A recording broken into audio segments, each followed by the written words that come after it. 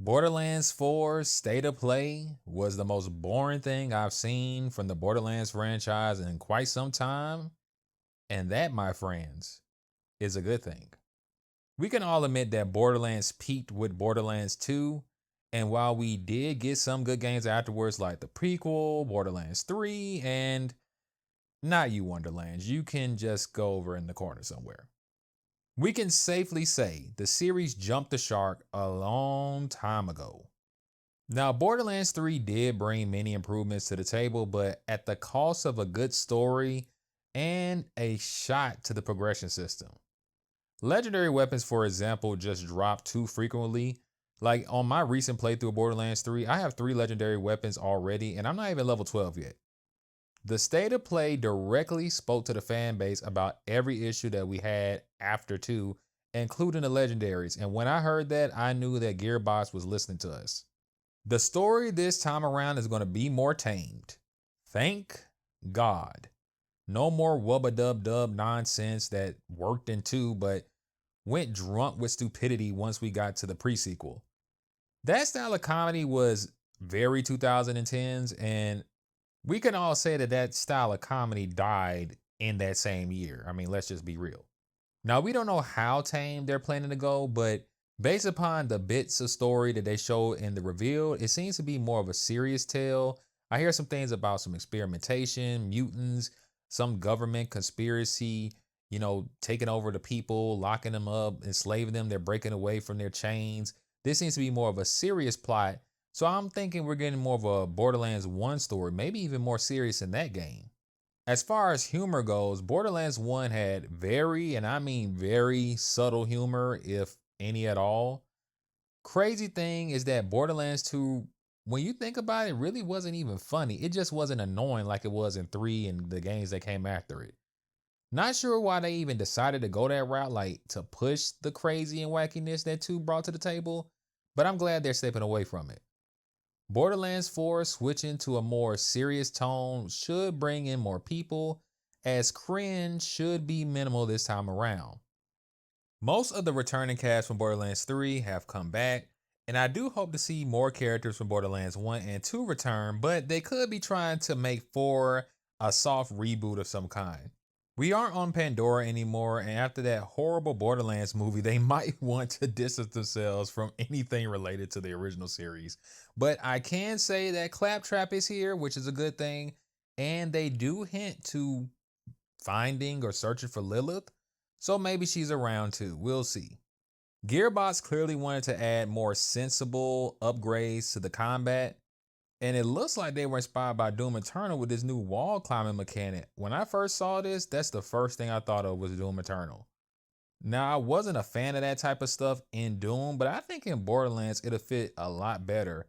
Because who hasn't tried jumping to places that you aren't supposed to be in a Borderlands game? This just feels like a no-brainer inclusion. And on top of that, when you think about Borderlands 3, it added all the climbing over and mantling over different ledges and stuff like that. So this just seems to be an evolution of that system. Then there's this new glide mechanic where you can kind of hover in the air, which reminds me of the gliding that you could do in the zero gravity areas of the pre-sequel. But you can also morph a vehicle in front of you, and this vehicle almost reminds me of that motorbike type vehicle that was in the pre-sequel as well. So it's probably inspired by that. All of this stuff is pretty cool. And like I said, it just feels like Borderlands 4 is doing the more practical thing instead of going over the top with its upgrades. There are also new world events that were introduced in Borderlands 3.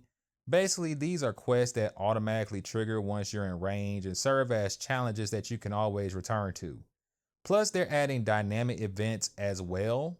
They mentioned some dynamic events like world bosses and smaller vaults that you can loot, which basically serve as dungeons that you will find in any other RPG. I think the smaller vaults being similar to dungeons is something that they probably lifted from Wonderlands, as that game had many dungeons that you could tackle. And that was one of the features that I did think was well done. So bringing it over to Borderlands 4 is a pretty good idea. There's more to movement than wall climbing and gliding. There's dodging now, such as the dodging that you saw in Doom. Sliding was always in the game since Borderlands 3. That's back again. And there's this new grappling whip that adds movement abilities to the world. Like you can grapple onto like different poles and slam down on the ground.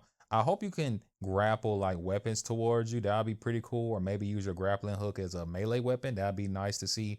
And if I'm able to grapple myself towards an enemy and shoot them with a shotgun, we at that point cannot deny that they just ripped off Doom Eternal, which isn't wrong. There's nothing wrong with borrowing from other great games. But it was just so funny seeing so many things remind me of Doom Eternal. And I just wonder, let me know in the comment section that you guys also notice those things as well. Now, I personally play Borderlands alone, but there is split screen co-op for anyone that's interested. I know a lot of people still play split screen co-op. You'll be surprised that people still do that. People still have kids or people live in the house together that play games together. So split screen co-op is very important for those people. And of course, online co-op is here as well. Everyone's loot is going to be exclusive to them, so you don't have to worry about someone stealing the loot that you want. And you could play with people on different difficulty settings. So I could be at a higher difficulty than you, and we could still play together, and the game somehow still balances out damage. And the cool thing is that Borderlands 4 is crossplay, which opens the door for me because I might end up buying this game both on Switch 2 and PS5. Like I said, I don't play co-op, but if it's crossplay, it's more than likely cross progression. So I can have the PS5 version to get all the nice graphics, to have the feedback, and then have the Switch 2 version for portable play. The classic gun manufacturers are back again, plus there are some new ones as well. The coolest thing that they added to the guns is that you could find weapons with mixed parts from different manufacturers. Manufacturers are going to play a huge role this time around, as this new enhancement system gives you bonuses if you have multiple pieces from the same company. I think it was Moze from Borderlands 3 that had like a skill where if you use like guns from the same manufacturer, you'll get a bonus put onto her skill. I forgot what skill it was, but this seems like they took that one portion of her skill tree and just applied it as a mechanic across the board for every character, which is pretty interesting. We'll see how that works when it comes out. Grenades and rocket launchers are now on a cooldown system, which will free up any space for weapon switching. Now, I thought this was very interesting because I think Gearbox started to realize that most people, first of all, I don't really know any character in any Borderlands game, maybe Brick in the first one. Most characters did not have like a rocket launcher build, plus rocket launcher ammo was always hard to find and rare to get. So I think they realized that and found a way to still keep the rocket launchers and the grenades in play without removing them by putting them on this cooldown system. And since rockets are on their own cooldown system, separate from the weapon switching, you no longer have to fill up a space with a rocket launcher that you 9 times out of 10 are going to waste all the ammo for in a few seconds and then have to go into the menu, replace that weapon with a better weapon that actually has ammo. You don't have to worry about it anymore. So I think this was a good way to keep the rocket launcher in while freeing up another slot for your weapon wheel. There are 3 separate skill trees per character based on the 3 separate action skills that the characters get. And these skill trees, look at these. These are huge. These are bigger than anything I've seen in any other Borderlands game.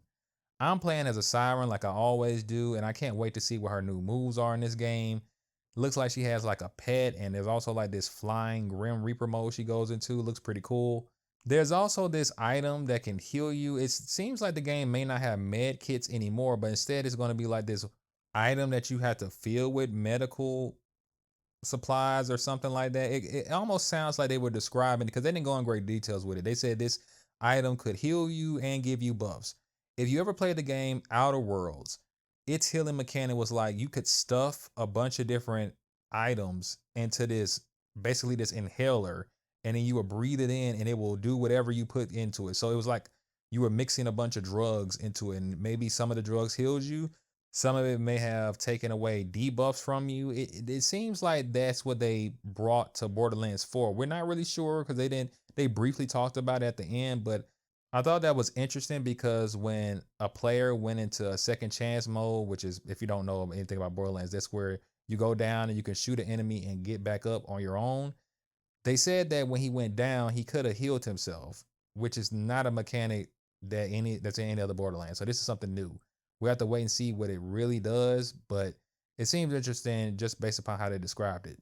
Now, they didn't speak on in-game, but they did mention that there is an ability to replay missions whenever you want, and to even replay boss fights so you can grind for gear and loot that specific boss may drop, which is excellent. Now, I hope this doesn't mean there isn't any new game plus, but we'll have to wait and see. I believe in June or July, they're going to do another update for the game, another reveal where they show off even more of the game. So maybe then we'll get more on New Game Plus mode, if there's even one to begin with. Look, all we ever wanted was more of the good stuff of Borderlands, not the dumb stuff.